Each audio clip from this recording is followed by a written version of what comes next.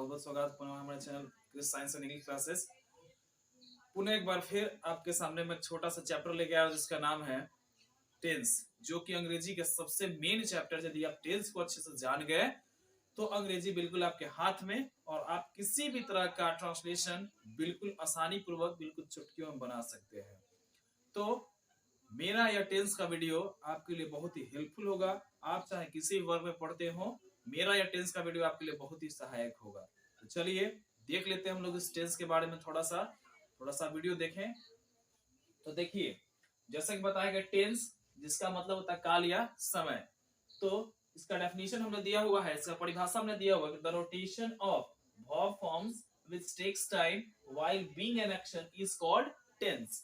मतलब क्रिया के रूपांतरण में जो समय लगता है उसे हम लोग कहते हैं टेंस। तो देखें आप लोग जरा यहाँ पे कि टेंस मुख्यतः 3 प्रकार के होते हैं, जिसमें पहला टेंस है प्रेजेंट टेंस, जिसे कहा जाता है वर्तमान काल। तो वर्तमान काल जो समय अभी चल रहा है, जो समय अभी प्रेजेंट में है, उसे कहेंगे वर्तमान काल। दूसरा है पास्ट टेंस, जिसे कहते हैं भूतकाल। तो वैसा समय जो पहले बीत चुका है उसको कहते हैं अपन भूतकाल।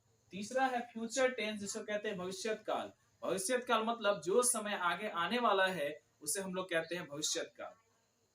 अब आगे देखते हैं, फिर बताया गया है कि प्रत्येक टेंस के 4 भेद होते हैं। जो आपको यहाँ 3 टेंस जो बताया गया है, ये 3 मुख्य प्रकार का टेंस होते हैं और प्रत्येक टेंस के 4 भेद होते हैं।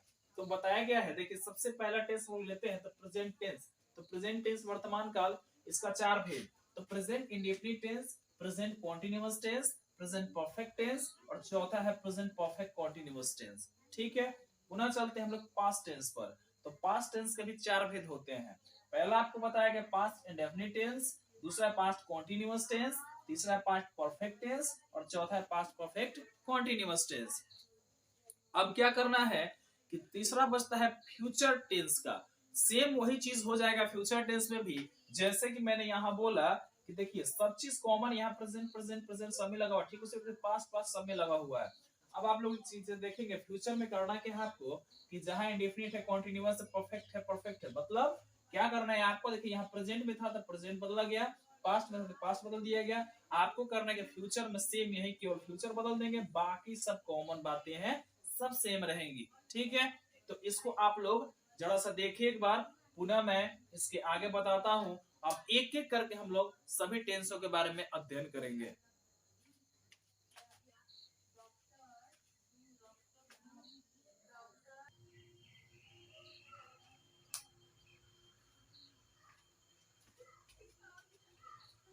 चलिए हम सब आगे देखते हैं। अब तो आगे देख लेते हैं जो फ्यूचर टेंस है, तीसरा जो हमारा बाकी रहेगा फ्यूचर टेंस। तो फ्यूचर टेंस का भी 4 प्रकार, future indefinite tense, future continuous tense, future perfect tense और फ्यूचर परफेक्ट कॉन्टिन्यूअस टेंस। तो ये हमारा 12 टेंस कंप्लीट हो गया। अब पुनः एक एक करके एक एक के बारे में हम लोग डिटेल से पढ़ेंगे कि कैसे कैसे किस अनुवाद को हम किस टेंस से बनाते हैं, जो आपके लिए बहुत ही हेल्पफुल होगा, बहुत ही मददकारी होगा। तो देखते हैं, पहला है प्रेजेंट इंडेफिनिट टेंस। इसका पहचान होता है इस टेंस के वाक्यों के अंत में ता हूं, ती हूं, ता है, ती है, ते हो इत्यादि रहे तो उसे प्रेजेंट इंडेफिनिट टेंस का वाक्य समझते हैं। अब देखिए ये पहचान रहा है, यही पहचान जो होगा ये वाक्य के अंत में आएगा और इसी पहचान की सहायता से हम क्या करेंगे, वाक्यों को बना लेंगे। तो अब इसका स्ट्रक्चर होगा जिसके सहायता से हम वाक्य को बनाएंगे, जो पहचान था ये। तो स्ट्रक्चर से होता है सब्जेक्ट प्लस में V1 अब्लिक V5 प्लस का ऑब्जेक्ट। सब्जेक्ट हो गया मतलब कर्ता हो गया, क्रिया हो गया और कर्म हो गया, इसकी सहायता से हम वाक्य बनाएंगे। अब थोड़ी सी बात समझ लेते हैं कि V5 क्या होता है। तो V5 आप सभी याद रखेंगे कि जब क्रिया में जो आपका वर्ब होता है इसमें एस या ईएस जोड़ देंगे तो इसको कहते हैं हम लोग V5। और याद रखेंगे कि जब क्रिया में एस या ईएस जुड़ जाता है तो वह क्रिया एक वचन का हो जाता है। ठीक है, तो देखिए नोट में, जब कर्ता सब या सब्जेक्ट बहुवचन का हो तो बहुवचन क्रिया मतलब V1 का प्रयोग करेंगे, और लेकिन जब कर्ता एक वचन का हो तो क्रिया भी एक वचन मतलब किसका प्रयोग करेंगे, V5 का प्रयोग करेंगे। तो जैसा कि मैंने बताया कि जो V1 होता है वो क्रिया के बहुवचन रूप होता है, जबकि V5 होता है वो क्रिया का एक वचन रूप होता है। ठीक है, मतलब आप लोग याद रखेंगे कि आई यू वी दे के साथ हम लोग V1 का प्रयोग करेंगे, जबकि ही शी इट दिस दैट किसी के नाम के साथ हम लोग किसका प्रयोग करेंगे, तो V5 का प्रयोग करेंगे। तो चलिए कुछ एग्जांपल देख लेते हैं। तो देखिए पहला एग्जांपल है मैं किताब पढ़ता हूँ। आपके लिए बिल्कुल अनुवाद, आपके लिए अनुवाद ट्रांसलेशन बिल्कुल इजी हो जाएगा, एकदम आसान विधि में हम आपको समझा देंगे। तो देखिए समझते हैं इसको हम लोग स्ट्रक्चर की सहायता से। तो स्ट्रक्चर अपने पास है subject plus V1 plus V5 plus object. तो देखिए सबसे पहले यदि आपको ट्रांसलेशन नहीं बनाना आता हो तो सबसे पहला देखिए इसमें क्या दिया गया है, सब्जेक्ट और वर्ब। आप दो चीजों को पहले ढूंढिए, वो भी नहीं आता है, मैं आपको बिल्कुल आसान विधि बता दूं। देखिए आप क्या कीजिए, इसमें सबसे पहले छोटा चीज ढूंढिए। सबसे छोटा चीज क्या बनता है, तुम जाते हो। आप यदि इसको बंद कर लेते तो क्या बचता है, तुम जाते हो। तो आप तो सभी जानते हैं, देखिए तो तुम का मीनिंग आपको पता है कि यू होता है, ये तो क्लियर हो गया। अब देखिए यहाँ देखिए जाते हो, अभी मैंने बोला कि देखिए यही इसका तो पहचान है, ते हो। तो जैसा कि मैंने पहचान में देखा तो ते हो यहाँ दिख रहा है, तो ये होगा ते हो, तो मतलब यू गो। तो देखिए आपका बोला मैंने जैसे कि जब आई रहे, यू रहे, वी रहे, दे रहे तो V1 का प्रयोग करेंगे। तो देखिए गो क्या है, V1 है।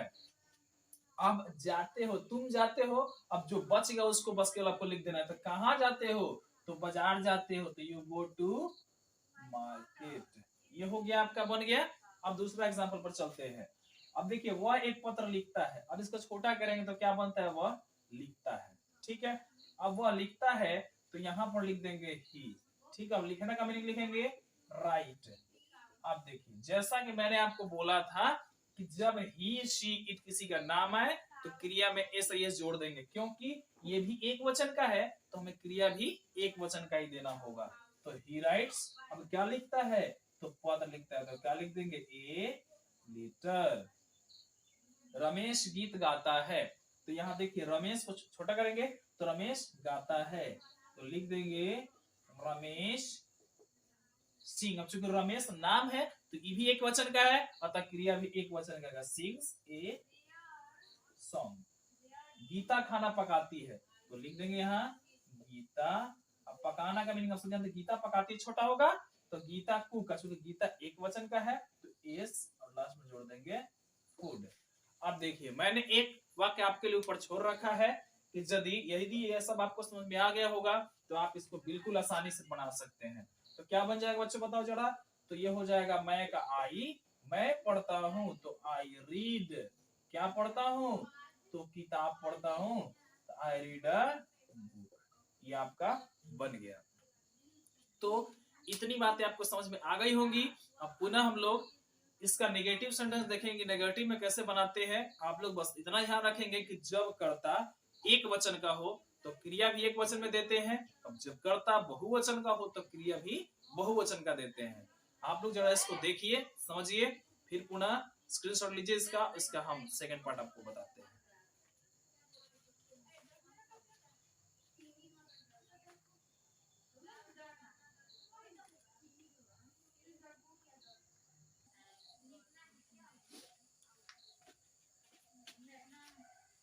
चलिए, तो अफर्मेटिव सेंटेंस आप समझ चुके हैं, पुनः हम चलते हैं नेगेटिव सेंटेंस यानी नकारात्मक वाक्य की तरफ।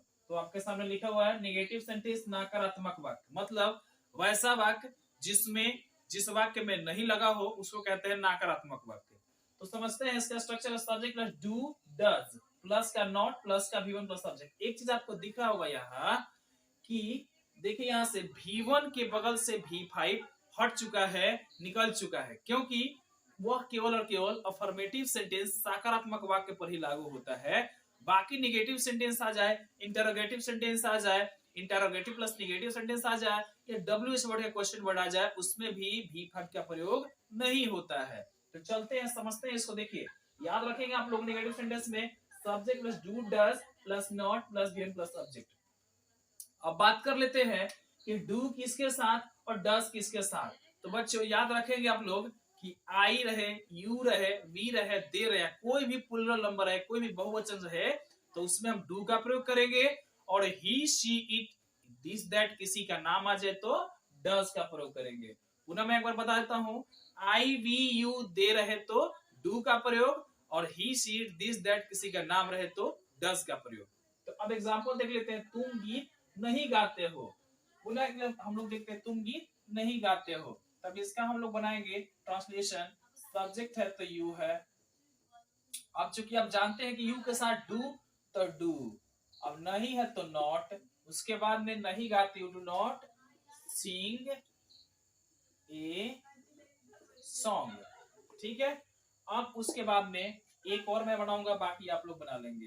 गीता अंग्रेजी नहीं पढ़ती है, तो इसको क्या बनाए, गीता अंग्रेजी नहीं पढ़ती, तो क्या लिखेंगे बच्चों, गीता। अब चूंकि गीता थर्ड पर्सन है, एक वचन है, इस कारण से इसके साथ डू की डज, तो डज। फिर आ जाएगा नॉट, क्या है तो रीड, क्या नहीं पढ़ती है तो अंग्रेजी नहीं पढ़ती है। ये रहा आपका ट्रांसलेशन। तो बाकी बचा हुआ 1 2 3 और एक मिलता है 3 हुआ, जो अनुवाद आप लोग बना लेंगे, तब आपको बड़ी अच्छे से समझ में आ जाएगा। अब देखते हैं आगे इंटरोगेटिव सेंटेंस, प्रश्नात्मक वाक्य। तो प्रश्नात्मक वाक्य में देखिए, सबसे पहले आपको करना है कि डू और डज को रखना है, उसके बाद में सब्जेक्ट को plus V1 plus object plus question mark.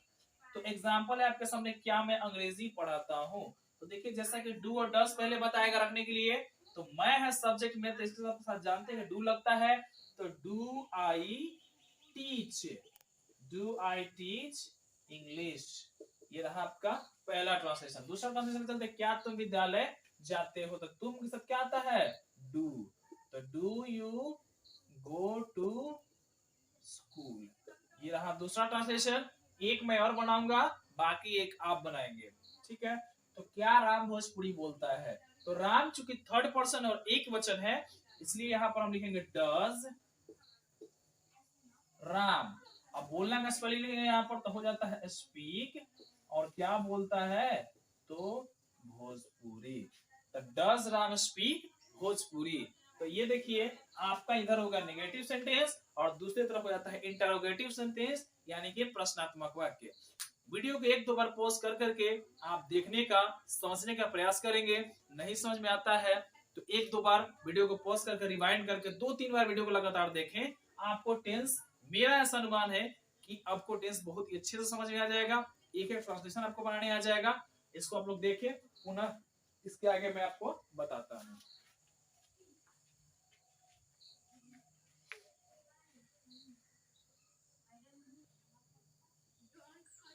चलिए पुनः हम समझते हैं इसको आगे।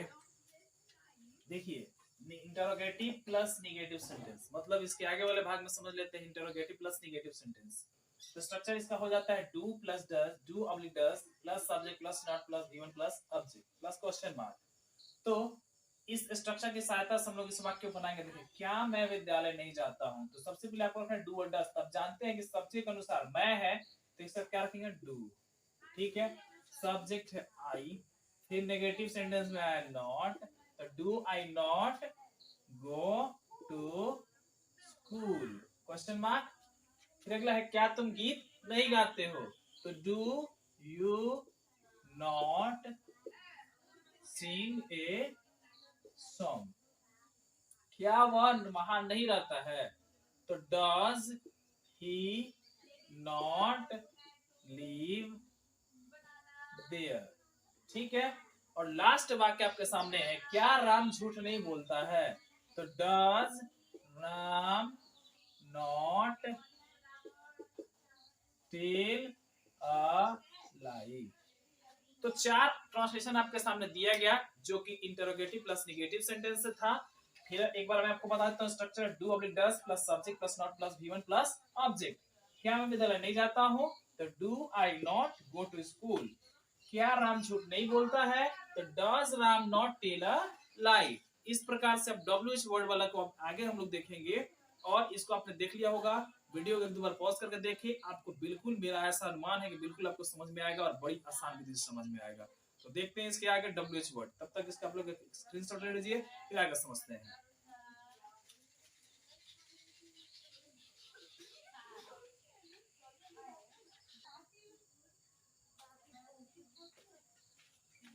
तो चलिए आगे देख लेते हैं हम WH वर्ड्स के बारे में जरा सा।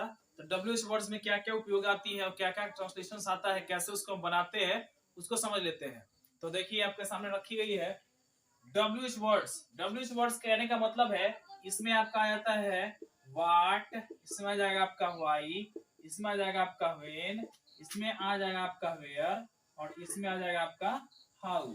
मतलब ओवरऑल देखा जाए तो आपके सामने व्हाट मतलब क्या, वाई माने क्यों, वेन मतलब कब, वेयर माने कहां, और हाउ मतलब कैसे। एक और आता है आपका जिसको हम लोग कहते हैं हु मतलब कौन। तो देख लिया आपने, 2, 4 और 6, 6 WH वर्ड का प्रयोग करके हम लोग WH वर्ड से सेंटेंस बना लेते हैं। तो जैसा कि एग्जांपल में दिया गया है, मैं क्यों अंग्रेजी पढ़ता हूं, देखिए WH वर्ड है, फिर इसमें कब है, इसमें कहां है, इसमें कैसे है। तो इसको हम लोग इस स्ट्रक्चर की सहायता से बनाएंगे। तो देखिए स्ट्रक्चर में बताया कि सबसे पहले आपको WH वर्ड्स रखना है। देखिए WH वर्ड्स है तो WH वर्ड पहले में क्या है, क्यों, तो इसमें हम पहले रखेंगे वाई। अब इसमें देखिए सब्जेक्ट के अनुसार आपका डू और डस पुट करना है, तो क्या हो जाता है डू। उसके बाद में आई, अब क्या, तो रीड, अब क्या आता है इंग्लिश। अब देखिए यदि इस प्रकार से आपको समझ में नहीं आता है तो मेरा सबसे एकदम आसान विधि है, उसको समझिए। दूसरा एग्जांपल करते हैं, वह कब विधि। सबसे पहले WH वर्ड को लिख के ढूंढ के लिख दीजिए। तो इसमें देखिए कब है, तो इसमें आप आराम से कब का मीनिंग लगा दीजिए, हो गया। उसके बाद में देखिए जो आप बना चुके हैं इंटरोगेटिव सेंटेंस वाला, सेम उसी को उठाकर धर दीजिए। तो इंटरोगेटिव सेंटेंस में आपने क्या पढ़ा था, डू प्लस सब्जेक्ट। तो वेन के बाद में देखिए डू आई रीड इंग्लिश, देखिए तो इंटरोगेटिव सेंटेंस दिखाई दे रहा है, केवल इसको हटा दिया जाए तो ठीक उसी प्रकार से इसको रखने के बाद में आप इंटरोगेटिव सेंटेंस बना दीजिए। तो देखिए वह विद्यालय जाता है, तो यहां रख देंगे डज, ठीक है। अब वह है तो ही, उसके बाद में गो टू स्कूल, तो when does he go to school. देखिए तो यहां से does he go to school interrogative sentence दिख रहा है और ये WH वर्ड का है। अब आगे देखते हैं वे लोग कहां रहते हैं, तो कहां का मीनिंग ढूंढ के लगाना, वेयर डू दे लिव, ये रहा आपका अगला। और लास्ट इसका अनुवाद है हम लोग कैसे वहां जाते हैं, तो how do we go there, how do we go there, ये रहा आपका लास्ट ट्रांसलेशन। अब हम लोग इसको समझते हैं आगे WH वर्ड का निगेटिव। ये तो WH वर्ड का पॉजिटिव था, इसको आप लोग समझ सकते हैं और समझ के आसानी से बना सकते हैं। ये आपको बोलने में भी, स्पोकन वर्ड्स में भी बहुत ज्यादा हेल्पफुल होगा। इसलिए इस वीडियो को बड़ी आराम से, बड़ी ध्यान से, बहुत समझ बुझ कर देखिएगा और देखने के बाद में पुनः एक दो बार रिवाइंड करके देखिएगा और पुनः इसका हम लोग अगला पार्ट देखते हैं, मतलब इसका जो नेगेटिव पार्ट है। इसका स्क्रीनशॉट लीजिए फिर आगे बताते हैं।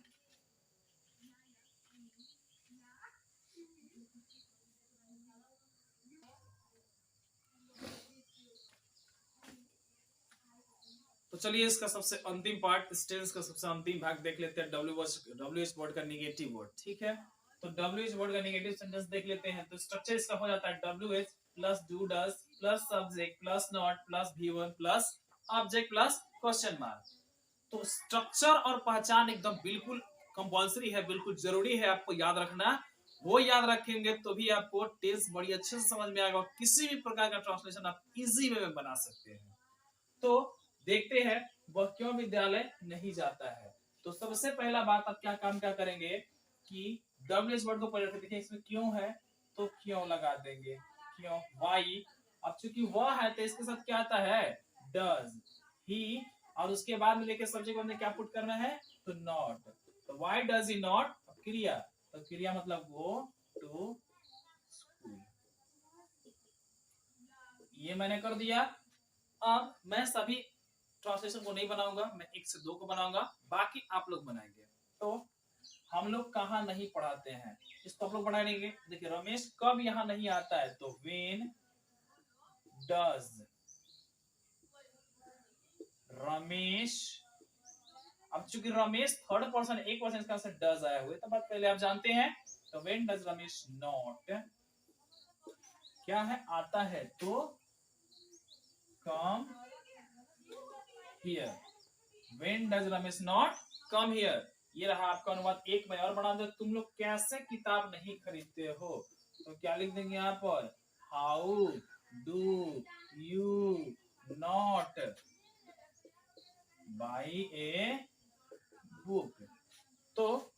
प्रकार से आपने देखा कि पहले टेंस को हम लोगों ने खत्म कर दिया और ये टेंस बहुत ही आसान विधि से हम लोगों ने सीखा और सीख भी लिया और आगे भी सीखते रहेंगे। पुनः हम लोग अगले वीडियो में समझेंगे कि दूसरा टेंस यानी कि प्रेजेंट कॉन्टिन्यूअस टेंस के सेंटेंसों को किस प्रकार हम बना सकते हैं, अगले वीडियो में समझेंगे। तो इस अनुवाद को, इस प्रकार का ट्रांसलेशन को आपने समझ गया, आपने समझा कि किस प्रकार से हम लोग इस प्रकार के अनुवाद को बना सकते हैं। तो इस प्रकार का अनुवाद को बनाने के लिए टेंस को बिल्कुल आप ध्यान से समझेंगे, देखेंगे और हमारे चैनल से जुड़े रहेंगे। यदि आपको हमारा अनुवाद, हमारा ट्रांसलेशन, हमारा टेंस समझ में आया तो कृपया कर लाइक करें, हमारे चैनल को सब्सक्राइब करें और अपने दोस्तों में शेयर करें। ठीक है, मिलते हैं हम लोग पुनः अगले वीडियो में। तब तक के लिए जय हिंद, धन्यवाद।